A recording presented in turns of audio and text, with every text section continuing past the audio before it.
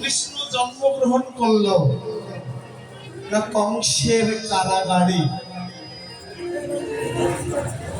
বসুদেব দৃষ্টি আকর্ষণ করে বলা যাচ্ছে, আপনারা এখনো যারা প্রণামী দেন নাই, প্রণামীগুলো দিয়ে যাওয়ার জন্য বিশেষ দেবকীর গর্ভে, তাই তো? হরে কৃষ্ণ।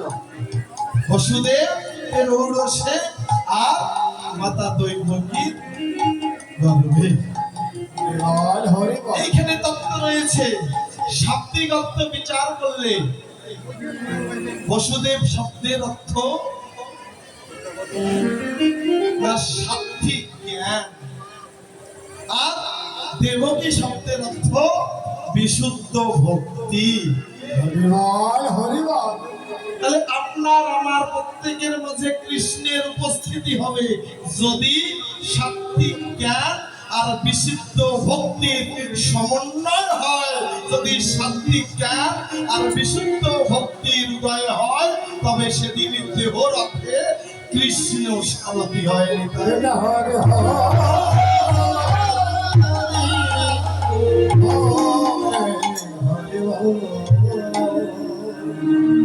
আজ এমনই একটা দিনে আমরা উপস্থিত হয়েছি। তার জন্ম রহস্যটা যদি দেখি, জন্ম কাহিনীটা কত সাজানো, কত শৃঙ্খল। ভগবান অষ্টম গর্ভে আসবেন বলে দিলেন। ধ্বংস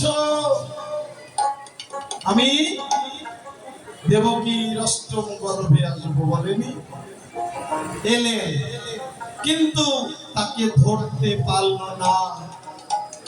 কেননা যোগমায়া দ্বারা প্রত্যেকে নিদ্রিত ছিল।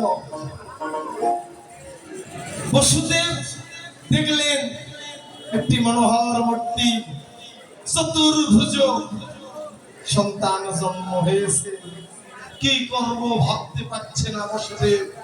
নয়ন জলে ছেড়ে দিয়েছে, হে প্রভু, আমি এখন তোমায় কোথায় রাখি? সেই ছোট্ট শিশুটি বলছে, পিতা আমার প্রণাম গ্রহণ করো, তুমি আমায় ওই গোকুলে নন্দের আলয়ে রেখে আসো। বলছে, পুত্র আমি যে তোমায় নন্দের আলয়ে রেখে আসবো, আমি তো কারাগারে বন্দী। বলছে, পিতা কৃষ্ণ যার হয় সহায়, এই জগতে কোনো কারাগার তাকে ধরে রাখতে পারে না। হরিবল হরিবল। তুমি আমার সহায় হও, আমাকে গ্রহণ করো, আমাকে নিয়ে যাও। সকল দরজা এমনিতেই খুলে যাবে। দরজা খুলে গেলেন, নিয়ে এলেন মাথায় করে, নিয়ে যাচ্ছেন গোকুলে। যমুনা এসে থমকে দাঁড়ালেন বসুদেব। এখন কি হবে? কেমন করে এমন উথাল যমুনা পাড়ি দেব? ভগবান সাজিয়ে রেখেছে, নাট্যমঞ্চটা সাজিয়ে রেখেছেন কেমন করে। যোগমায়া কাত্যায়নী কেমন করে পেরিয়ে গেল না, একটি কুকুরের বেশ ধারণ করে। একটি কুকুর যমুনা পার হয়ে যাচ্ছে। বসুদেব যখন দেখলেন সামান্য একটি কুকুর যমুনা হেঁটে পার হয়ে যাচ্ছে, আমি কি পারবো না? বসুদেব যেই না নামলেন উথাল যমুনা, থই থই করে কাঁদছে, হে গোবিন্দ, কত জনমের স্বাদ আমার, তোমার ওই শ্রীপাদ পদ্ম লাভ করবো প্রভু। প্রভু হে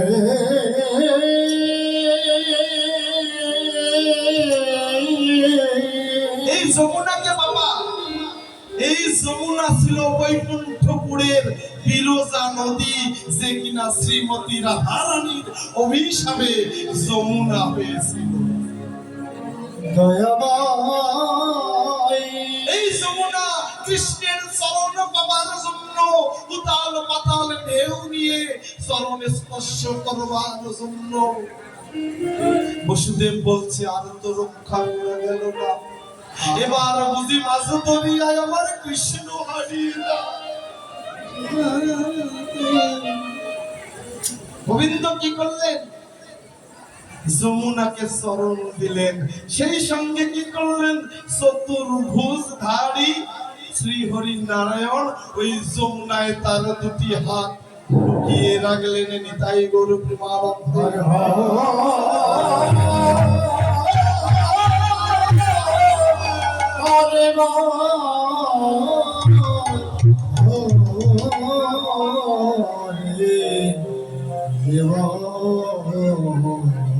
রাধা কৃষ্ণ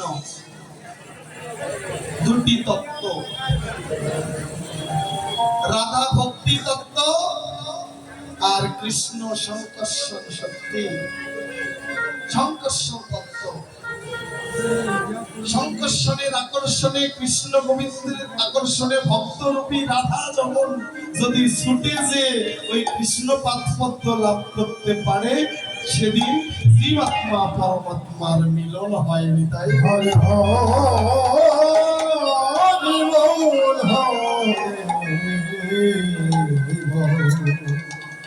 এই লীলাগুলো করলেন শুধু জীব শিক্ষার জন্য, জগৎ শিক্ষার জন্য। সেই গোবিন্দের আজকে আবির্ভাব তিথি। ও মা, এইবার জন্মাষ্টমী গেলে আগামীবার জন্মাষ্টমী পাবো কিনা আমরা কেউ জানি না। আমরা কি জানি কত বন্ধু বান্ধব, আত্মীয় স্বজন, কত চিরচেনা আপনজন ঘর থেকে বাহির হয়েছে কোনো না কোনো অপঘাতে, কোনো না কোনো অভিশাপে মৃত্যুবরণ করেছে। কি পরীক্ষিত মুনি বলেছিল, রাজা পরীক্ষিত আমার 7 দিনে মৃত্যু হবে, বলেনি? অভিশাপে আমরা প্রত্যেকে পরীক্ষিতের আসনে আমরা প্রত্যেকে শ্রবণ করছি। আমিও আপনাদের বলছি, আপনাদেরও 7 দিনের মধ্যে মৃত্যু হবে। হরিবল হরিবল। বলছেন প্রভু আমাদের অভিশাপ দিচ্ছেন। অভিশাপ নয়, এই অভিশাপ আমরা মাথায় করে পৃথিবীতে এসেছি। শনি থেকে শুক্র, এই তো 7 দিন। জগতে যত জীব মারা যাবে এই 7 দিনেই মরতে হবে। 7 দিনের বাইরে কেউ মরতে পারবে না। হরে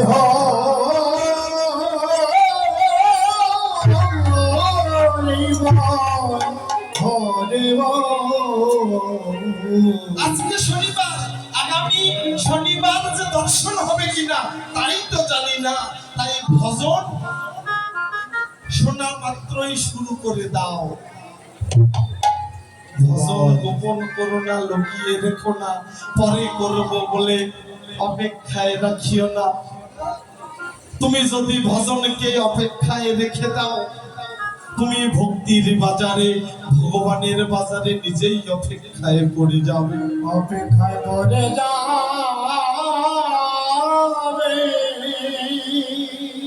এই অপেক্ষা কোন অপেক্ষা? 1-2 জন্মের অপেক্ষা নয়, না লক্ষ লক্ষ জনের জন্ম। কত না জন্মের ফলে এই সুদূর লাভ মানব জন্ম পেয়েছি। 80 লক্ষ বৃক্ষবাদী তরুলতা, অন্ডজা পক্ষী, কত মৎস্য, কত কৃমি কীট আদি 80 লক্ষ জনি পরি সমাপ্তি করে জীব পেয়েছি। 70 লক্ষ মানব জনম। আমরা জগতে কেউ জানি না মা, আমাদের এই 70 লক্ষ জন্মের এই জন্ম শেষ কিনা। এই জন্ম যদি শেষ জন্ম হয়,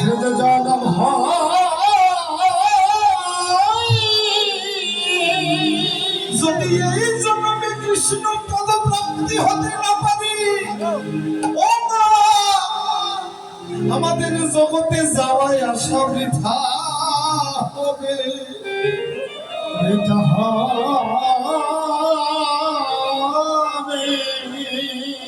তাই থাকতে ভজন শুরু করে দাও, ভজনে বিলম্ব করো না।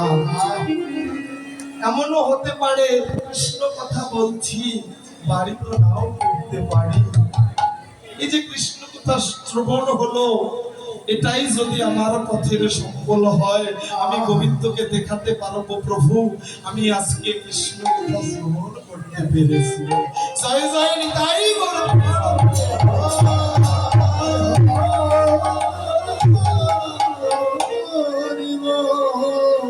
তাই আজ আমার প্রাণ গোবিন্দ তার দ্বাদশ গোপালদের ডেকে ডেকে বলছে, তার বেলা যেই না ডুবে যাচ্ছে মনে হচ্ছে, ডেকে ডেকে বলছে, ওরে পাল জড়ো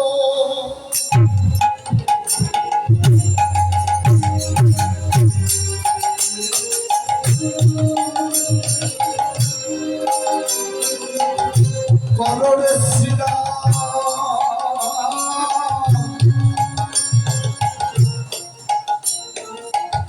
শান্তা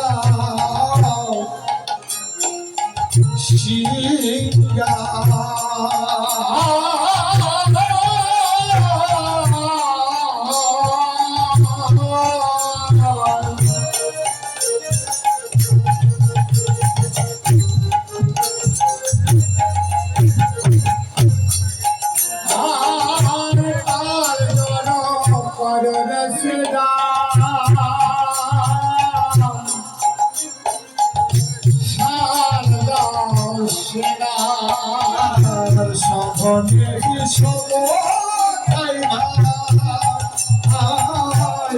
নাম করে সাধনে বিষম ভাই ভাই নাম করে সাধনে বিষম ভাই ভাই নাম করে বলছে পাল জড়ো কররে শ্রীরাম। পাল কি মা? পাল কি না দল? তাহলে আপনারা যখন বাড়ি থেকে কীর্তন আসরে আসেন, বাড়ির যত চা ননদ সবকে জড়িয়ে আসেন। আবার যখন যান সবাই একখানে মিলিত হয়ে বাড়ি ফিরে যান, এই তো। যখন আমরা এই জগৎ ছেড়ে বড় জগতে পাড়ি দেব, তখন কোন পাল জড়াবো না? আমার ওই নববিধা ভক্তির পালকে জড়ো করো, নববিধা ভক্তির পালকে জড়ো করো। নব লক্ষ ধেনু আর আমাদের নববিধা ভক্তি, এই নববিধা ভক্তিকে জড়ো করো। কোন ভক্তি কোথায়, কোন ভক্তি কতটুকু অর্জিত হলো। আর এই ভক্তি অর্জিত হয়ে হে মানুষ, তোমরা একবার ছুটে চলো। পাল জড়ো কররে শ্রীরাম শান্তা ও সিংহায় সগনে বিষম খাই ভাই নাম করে মায়। মা জননী নাম করছে। আপনাদের ঘরে মা আছে না? আপনাদের ঘরে মা আছে? অত্যন্ত দুঃখের বিষয়, অনেকেরই মা আছে। এখানে আমরা দুই শ্রেণীর মানুষ রয়েছে, দুই শ্রেণীর, তিন শ্রেণীর, দুই শ্রেণীর না, তিন শ্রেণীর। একটা হচ্ছে সৌভাগ্যবান, একটা হচ্ছে দুর্ভাগ্যবান, আর একটা অতি দুর্ভাগ্যবান, মহা মহা দুর্ভাগ্যবান। তাহলে সৌভাগ্যবান কারা? না যাদের পিতা মাতার মতো পরম দেবতা বেঁচে আছে। নিতাই গৌর প্রেমানন্দে হরি বল।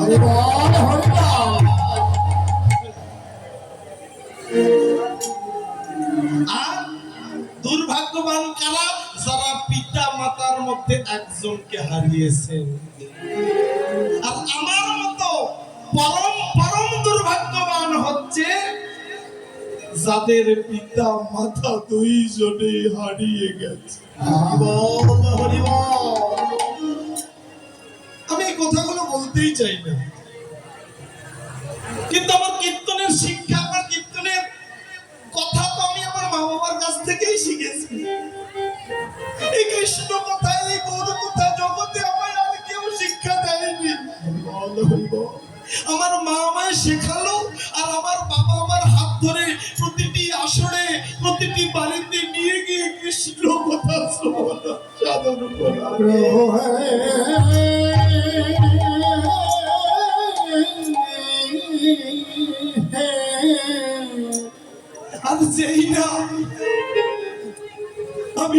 বড় হয়ে আপনাদের মতো ভক্ত সঙ্গ করতে পারলাম। আমার মা বাবা দুইজনেই আমায় ফাঁকি দিয়ে চলে গেল। সকল ভক্তবৃন্দের দৃষ্টি আকর্ষণ করে বলা যাচ্ছে, আপনাদের প্রণামী দেওয়া যাদের এখনো বাকি রয়েছে আপনাদের চরণে প্রণামীগুলো দেওয়ার জন্য বিশেষভাবে অনুরোধ করা যাচ্ছে। হরে কৃষ্ণ। একটাই নিবেদন, আমি আমার কোনো পুণ্য চাই না।